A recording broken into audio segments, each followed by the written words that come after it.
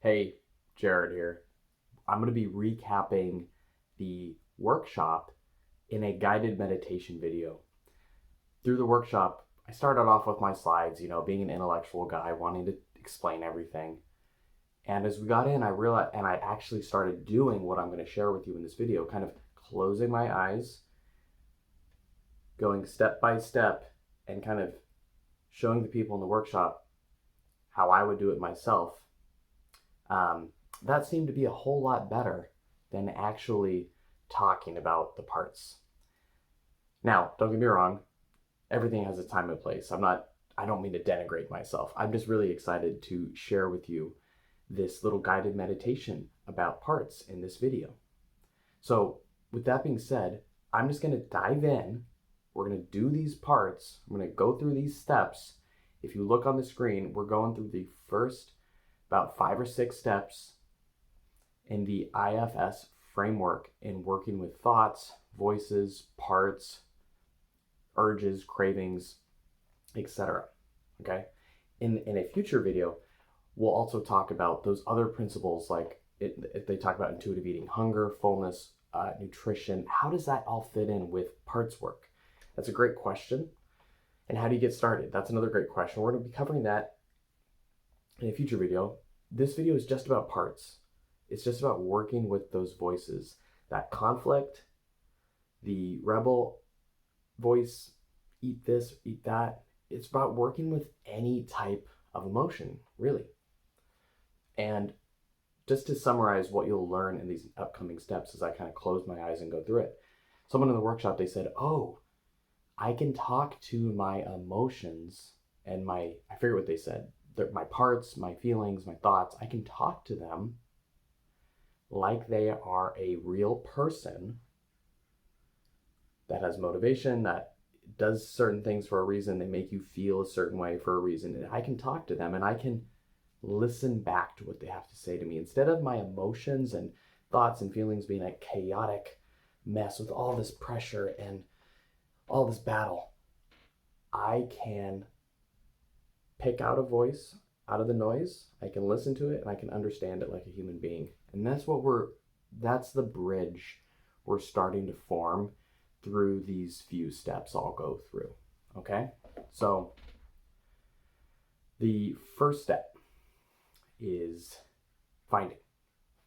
And for this, you can just pick any old emotion that comes to your mind. You can pick a craving or an urge. You can pick any sort of troublesome emotion, thought, even a critical voice. If you are just starting, a great place is my number one encouragement is always to write before you eat, especially right before a binge, journal before a binge. And so if you journal before a binge, there is going to be a part there. Like if you are having some sort of urge or craving and you're about to binge, or in hindsight, maybe you already binged, maybe you already overate and your stomach is feeling really bad and you're looking back about why it happened, right? If you're looking back, that's fine too. But if there's a binge, there's for sure a part there right underneath the surface. And you can start there. So some common examples are frustration, anxiety, a critical voice. Now, I'm just going to do what comes up for me, actually, in this video. And I can pretty easily feel a little bit of anxiety in my stomach, kind of right about here. So finding it is where you locate it in your body. So it's right there in my body. Okay, that's kind of the first step. The next step is where we sort of focus on it. So I'm just gonna keep my attention in my kind of stomach area, and I'm just gonna see what it feels like. I'm gonna notice. I'm just gonna pause. That's it. That's step 2. So let me just do that real quick. You can do it with me, with whatever you're concentrating on, whatever part you're thinking about.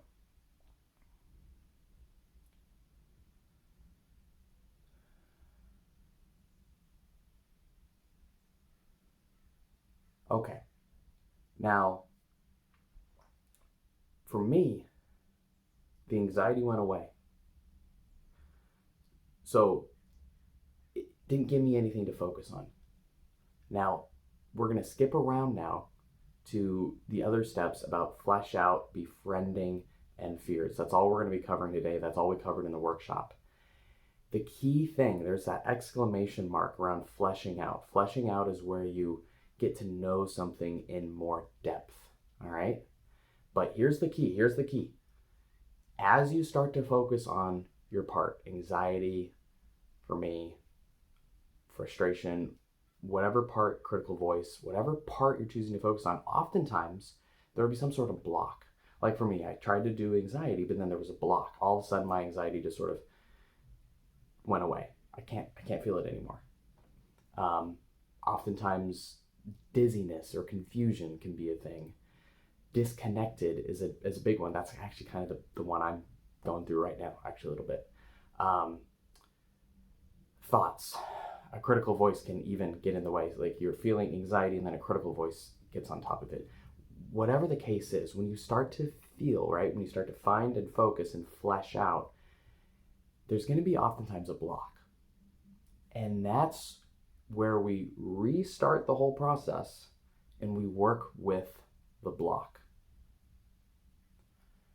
So for me, I'm going to be working with disconnection. I'm going to be working with there was this anxious feeling and then the anxiety kind of went away and now there's sort of a blankness, a numbness. Now I know all about my patterns, numbness, disconnection. These are old friends of mine. I've gotten to know them. Hello, numbness. And I guess as I speak to the numbness, you can sort of see how I myself work with this stuff. Just to preview as well, the next steps after fleshing out, the befriending and fears, that's when you start to get to know the part. You talk to it, you try to, hey, how's it going? You try to talk to it like a person. What are you afraid of? So anyways, those are steps that are coming up. And right now I'm going to restart. I'm going to restart the whole thing. Instead of anxiety, because that was kind of blocked. I got a little resistance at something, there's that disconnection for me. I'm going to go back. I'm going to restart the whole process for the resistance.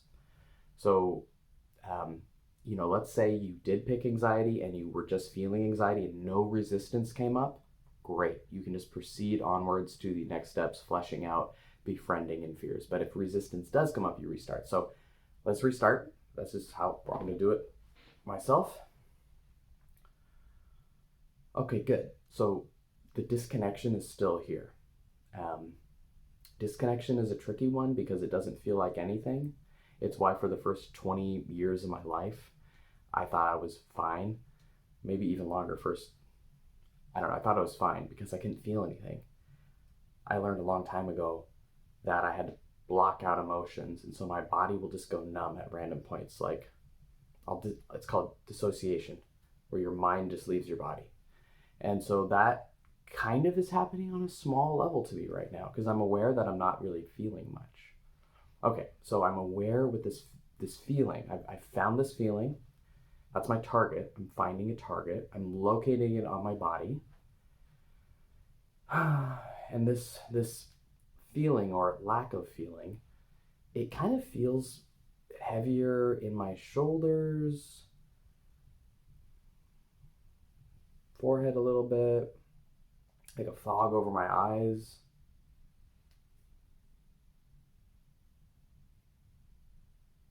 It's murky. It's murky. Now I'm already kind of doing steps 2 and 3 right now, where I'm just trying to get to know this part. I'm trying to locate it on my body. I'm just pausing with it. I'm feeling it. I'm allowing it to be there. That's step 2 with the focus. And fleshing out is where, if there's any images that comes to mind, if the feeling seems to have a voice, you can even ask it when we're befriending it, like, hey, is there anything you want me to know? Or, you can start to talk to this part, but really listening right now. Does it have a voice? Do any images pop up? Any memories? Any other feelings kind of pop up with it? So let me just it's called fleshing out, where we get to know this part in a richer, more nuanced way. Okay, so let me just try to do that. Definitely a little sadness. Yeah, I guess this part is saying like, it feels sad that it uh, blocked the anxiety out, and now it's a little sad that like, um, it feels like it needs to perform for you for the video, and it's sad. There's a little bit of sadness here, and it seems to be saying to me like, I'm sorry. I had to block out the anxiety. I feel bad. Something like this. Something like that. So I get this disconnection, and then kind of like what seems to be connected to the disconnection is a little bit of sadness, a little bit of like a voice or some sort of thought. Sorry, I had to block out the anxiety. That's just what's coming up for me. Um, Obviously, that like when we treat a part like a real person, it can say anything. It can turn away from you. It can yell at you. It can not say anything. It can talk to you. Like, you know, you're just seeing what they say, right? We're that's it. Um, okay, so hopefully by now you've kind of gotten connected to a feeling or a thought. You've bridged that gap. You know what I mean? Like if any resistance comes up, you backtracked. You're with the resistance, and now and then sometimes when you work with a resistance, another resistance comes up. You restart. Now you're with the resistance. You're able to stay with it. It's not going away, and you can feel it. You're starting to just stay with it and let your mind expand around it, let your body expand around it, embody it, and you're noticing how it manifests. And then our job's just to start talking to this part like a human being, and really trying to friend it and understand its fears. So I'll just kind of close my eyes and do these next two steps, and then we'll wrap up the video. And okay. It's always hard, by the way, switching, talking, and then going back. But anyways,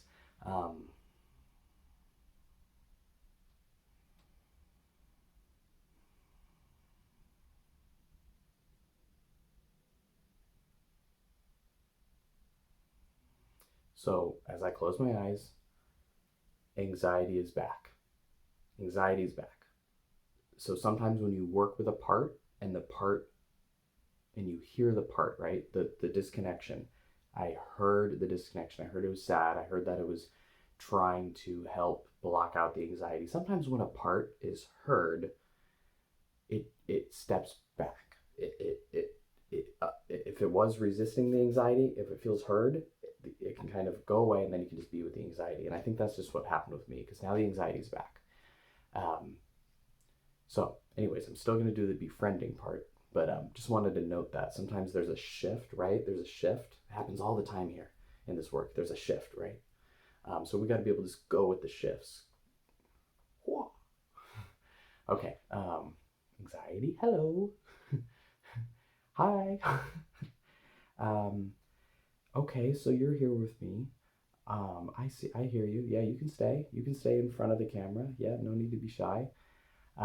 Sounds like you're giving me this energy. Why are you giving me all this energy right now? These heart palpitations and kind of a little tension in my jaw. Do you have any? Can you help me understand? I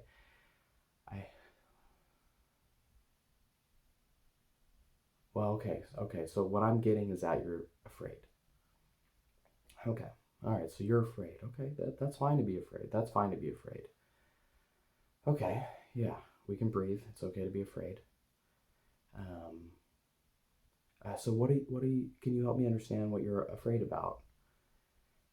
And the anxiety part seems to be kind of looking, I imagine we're talking like this, and the anxiety seems to be kind of looking up at the camera, sort of like, look at that, look at that over there. And yeah, so it seems like you're scared of the camera, people watching. Ah, yeah, yeah, okay, yeah, it seems to, yeah, okay.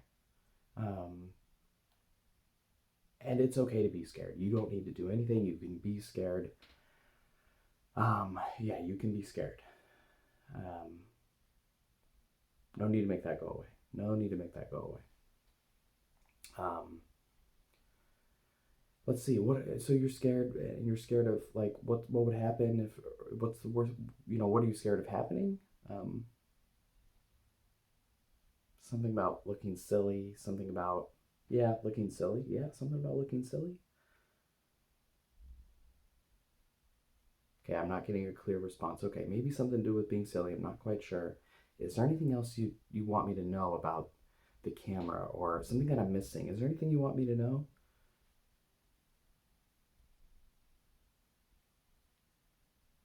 Quiet. Okay.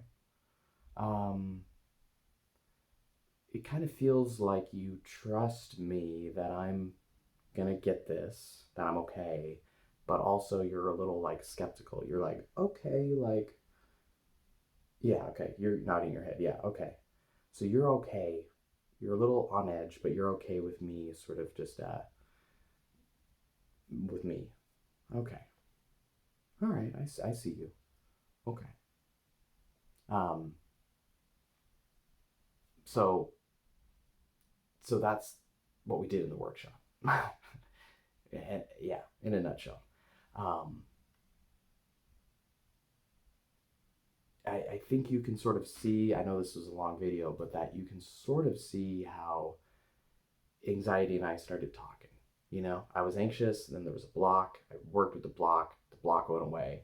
I was able to really connect with anxiety, and anxiety is able to be right here now instead of kind of, you know, instead of me identifying with anxiety and anxiety being in control. That's a part. Anxiety is a part. Hey, what's up? Anxiety is a part of me. We're not making it go away. Just like any binging part is really just concerned about you, and we're not making binging go away either. It's here. It's trying to understand it, how it's trying to help. It's a real person. And anyways, so these parts are here, and they can learn to trust you. They might not always be easy with it. Like even this anxiety is sort of like, like I don't really trust you right now, but kind of I do. I'm okay being here, and I'm okay with you leading. Um,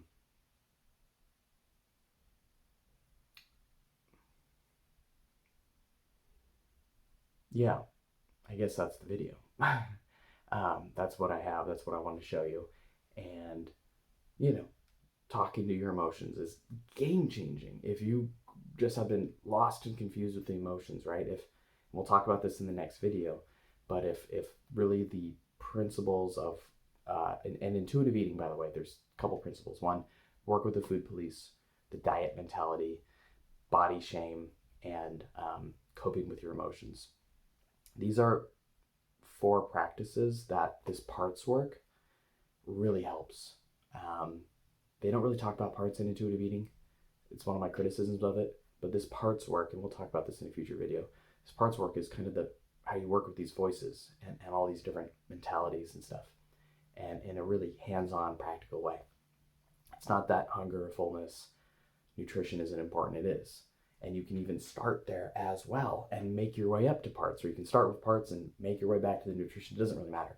Um, but anyways, that's the next video, so I'll talk more about that. Okay, that's the video. All right, have a good one, guys.